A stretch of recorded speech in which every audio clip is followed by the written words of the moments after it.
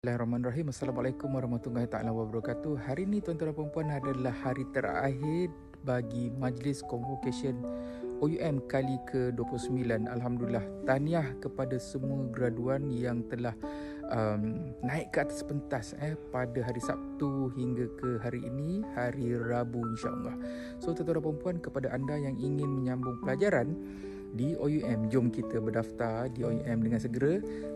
Kepada mereka yang ingin mengambil kursus sarjana kaunseling, Master of Counselling di OUM, boleh roja-roja call saya untuk mendapatkan informasi-informasi tentang berapa lama nak belajar ni, berapa fee dia dan apakah topik-topik modul-modul yang akan anda pelajari. Tak lama pun, 2 tahun dalam 4 bulan habis semua insya-Allah. Assalamualaikum.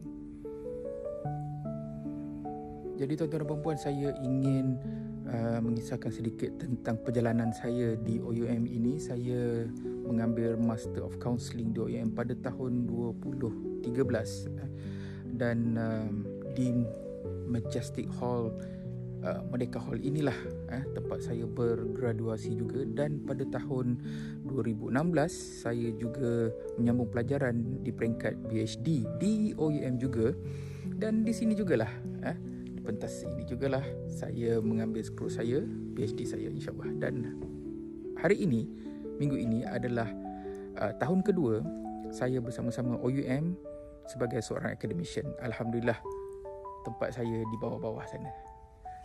Kepada anda semua, know what you want in your life adalah satu perkara yang sangat-sangat penting. Anda kena tahu apakah yang anda inginkan dalam hidup anda.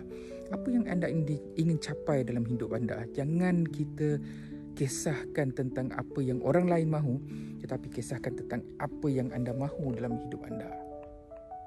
Dan tuan-tuan dan puan-puan, yakinlah bahawa kalau anda dah tahu apa yang anda inginkan dalam hidup, anda akan ada jalan ataupun usaha untuk mendapatkannya. Saya yakin sangat-sangat sekiranya anda sudah tahu apakah usaha anda, apakah step, apakah langkah-langkah yang anda perlu ambil, maka secara sedarnya anda akan menuju ke arah itu dan akhirnya anda dapat apa yang anda inginkan. Okey, Assalamualaikum warahmatullahi taala wabarakatuh.